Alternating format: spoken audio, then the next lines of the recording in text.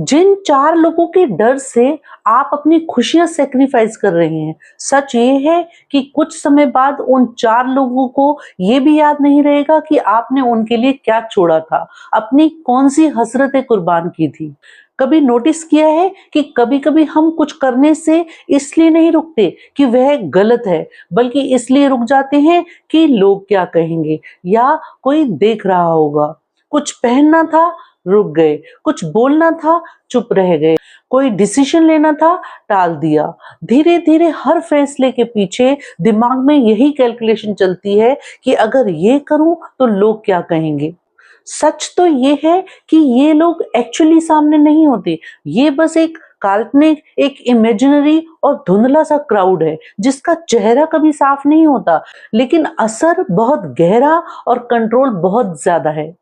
आज हम इन्हीं काल्पनिक लोगों के, इसी इमेजिनरी क्राउड के इनविजिबल कंट्रोल को समझेंगे और इस मानसिक कैद से आजाद होने का रास्ता ढूंढेंगे। आज बात होगी असली आजादी की, दूसरों की राय से आजादी। तो चलिए जिंदगी को और भी आसान और बेहतर बनाने की यात्रा में कुछ नया सीखते हैं।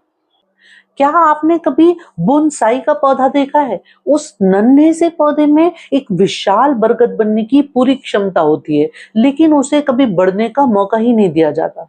उसकी जड़ों को काट दिया जाता है, उसकी टहनियों को तारों से बांध दिया जाता है ताकि वो उस सजावटी गमले के साइज में फिट बना रहे। यही हम खुद के साथ, अपनी पर्सनैलिटी के साथ कर रहे हैं। समाज के सोशली एक्सेप्टेबल गमले में फिट होने के लिए हम खुद को काटना शुरू कर देते हैं, अपनी राय ट्रिम करते हैं, अपनी खिलखिलाहट दबाते हैं, अपनी पसंद, अपनी खुशियां, अपनी क्षमताओं को तारों से जकड़ देते हैं। बाहर से देखने वालों के लिए हम एक बहुत सुंदर और एक वेल बिहेव्ड बोनसाई बन जाते हैं, लेकिन अंदर ही अंदर वो विशाल पेड़ मर रहा होता है जो हम बन सकते थे। एक दिन हम इतने स्टैंडर्ड और इतने परफेक्ट बन जाते हैं कि अपना ओरिजिनल वर्जन ही भूल जाते हैं। फिर सब कुछ ठीक होने पर भी अंदर एक अजीब सी बेचैनी बनी रहती है, जैसे कुछ मिसिंग है, कुछ खोया है। वो मिसिंग चीज वो विशाल पेड़ है जिसे आपने खुद छोटा कर दिया। वो मिसिंग चीज आपका रियल सेल्फ है, आप खुद हैं। लेकिन सवाल यह है कि जिस काल्पनिक भीड़ को खुश करने के लिए हम खुद को बोनसाई बना रहे हैं, क्या वह भीड़ वाकई में हमें देख रही है? यह एक स्पॉटलाइट इफेक्ट की तरह है। हमें लगता है कि हॉल भरा हुआ है, स्पॉटलाइट हम पर है और सब हमें देख रहे हैं, हमें जज कर रहे हैं, लेकिन असल में हॉल में कोई नहीं है और सारी कुर्सियां खाली पड़ी हैं। बचपन से हमें डराया गया है कि 4 लोग क्या कहेंगे, लेकिन मैंने तो आज तक वो 4 लोग देखे ही नहीं। मुझे तो लगता है कि बेचारे वो 4 लोग भी कहीं बैठकर यही सोच रहे होंगे कि बाकी के 4 लोग क्या कहेंगे। लेकिन हकीकत ये है कि हर इंसान अपनी खुद की फिल्म का हीरो है और वो अपनी खुद की समस्याओं और स्ट्रगल्स में इतना उलझा है कि उसके पास आपके लिए समय ही नहीं है। जिसे हम लोग कहते हैं, वो असल में खुद ही ये सोच सोच कर परेशान हो रहे होते हैं कि लोग क्या कहेंगे। यहाँ हर कोई एक काल्पनिक दर्शकों की भीड़ से, एक इनविजिबल ऑडियंस से डर रहा है जो है ही नहीं, जो असल में एग्जिस्ट ही नहीं करती। हमारे कल्चर में हमें इंडिविजुअल बनने से पहले एक फैमिली मेंबर बनना सिखाया जाता है। खानदान का नाम खराब होगा, नाक कट जाएगी जैसे शब्द हमारे डीएनए में डाल दिए जाते हैं। और जब हम अपनी परवरिश के दबाव और लोगों की राय के बीच में फंस जाते हैं, तो फिर हमारी हालत वैसी ही हो जाती है जैसी उस पुरानी कहानी में उन बाप बेटे और उनके गधे की हुई थी। शायद आपने भी सुनी ही होगी वो कहानी। एक बाप बेटा अपने गधे के साथ शहर जा रहे थे। दोनों पैदल चल रहे थे तो लोगों ने देखा और कहा कि कैसे बेवकूफ हैं, गधा खाली जा रहा है और खुद पैदल चल रहे हैं। बेटा गधे पर बैठा तो ताना मिला, कैसा बदतमीज बच्चा है, बूढ़ा बाप पैदल चल रहा है और खुद गधे पर बैठा है। बाप बैठा तो लोगों ने कहा, बेचारा बच्चा, कैसा पत्थर दिल बाप है। जब दोनों बैठ गए तो लोग चिल्लाए, बेचारे बेजुबान जानवर पर इतना जुल्म। बाप बेटा परेशान हो गए और सोचने लगे कि लोगों को कैसे खुश किया जाए। उन्होंने एक डंडा लिया और डंडे पर गधे के दोनों पैर बांधे और उसे अपने कंधे पर उठा लिया ताकि लोगों की नजरों में वो निर्दयी न दिखे। जब वो एक पुल से गुजर रहे थे तो गधा डर के मारे छटपटाया, डंडा टूटा और गधा नदी में जा गिरा। गधा भी हाथ से गया और लोग फिर भी हंस रहे थे। हमारे यहाँ राय यानी ओपिनियन देना एक नेशनल हॉबी है। भले किसी को अपना घर चलाना ना आता हो या खुद की जिंदगी में कोहराम मचा हो, पर आपकी जिंदगी कैसे चलनी चाहिए इस पर वो आपको 2 घंटे का लेक्चर फ्री में दे देंगे। कुछ लोग तो ऐसे एक्सपर्ट होते हैं कि जैसे उनकी राय के बिना सूरज ही नहीं उगेगा।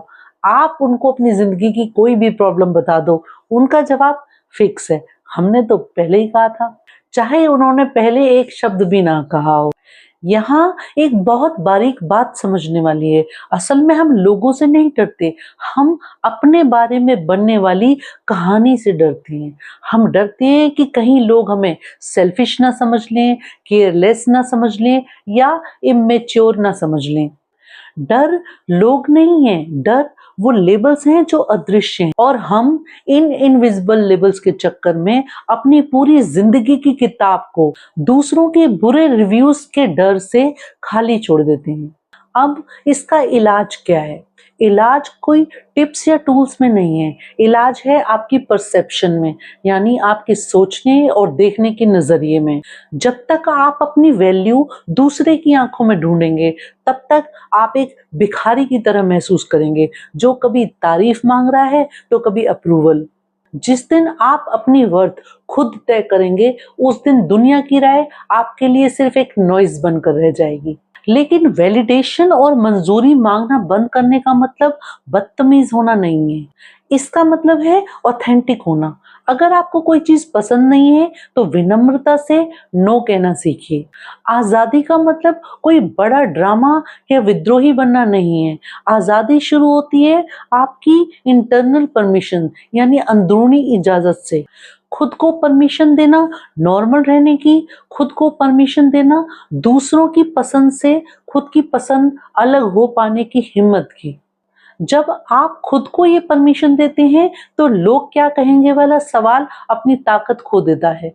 इस शोर की वॉल्यूम इतनी कम हो जाती है कि अब ये शोर आपके फैसलों में दखल देना बंद कर देता है और दुनिया की राय अब आपके लिए प्रायोरिटी नहीं रह जाती। अपना रियल सेल्फ जानने के लिए, अपने खुद के करीब आने के लिए हर रोज कुछ देर एकांत में खुद के साथ वक्त बिताएं, जहां ना कोई स्क्रीन हो ना आप कुछ कर रहे हो। बस खुद के साथ एकांत में कुछ देर बैठें। यकीन माने, ये खुद के साथ बिताया हुआ थोड़ा सा वक्त आपको अंदर से पावरफुल बना देगा। जिंदगी में ज्यादा क्लैरिटी मिलेगी और दूसरों की राय अब आपको उतना इम्पैक्ट नहीं करेगी। ब्रोनी वेयर नाम की एक नर्स, जिन्होंने सालों तक ऐसे मरीजों की सेवा की जो जल्द ही मरने वाले थे, उन्होंने एक किताब लिखी, the top 5 regrets of dying. जानते हैं उन मरने वाले लोगों का सबसे बड़ा रिग्रेट, सबसे बड़ा अफसोस क्या था? कि काश मुझ में वो हिम्मत होती कि मैंने अपनी जिंदगी अपने तरीके से जी होती, ना कि वैसी जैसी दूसरे उम्मीद रखते थे। सोचिए कि क्या आप अपनी आखिरी सांसों में ऐसा कहना चाहेंगे कि मैंने सबको खुश रखा लेकिन मैं खुद खुश रहना भूल गया या भूल गई। याद रखें, दुनिया में 2 तरह के दुख हैं। एक दुनिया को नाराज करने का दुख जो थोड़े समय तक रहेगा, और दूसरा खुद को खो देने का दुख जो आखिरी सांस तक साथ रहेगा।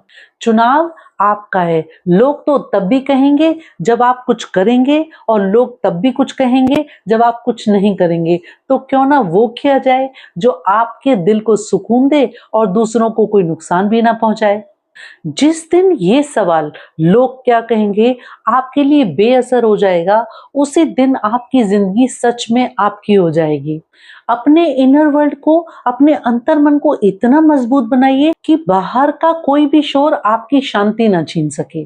अगर इस वीडियो ने आपको अपनी असलियत से रूबरू कराया हो तो इसे लाइक करके अपनी मौजूदगी दर्ज जरूर करें, और इस वीडियो को अपने उन फ्रेंड्स और फैमिली मेंबर्स के साथ शेयर करें जो उन 4 लोगों के डर से अपनी खुशियों को दबाए बैठे हैं। ऐसी ही गहरी और लाइफ चेंजिंग समझ के इस सफर में मेरे साथ जुड़ने के लिए चैनल को सब्सक्राइब करें और बेल आइकन को प्रेस कर उसे ऑल पर सेट करें।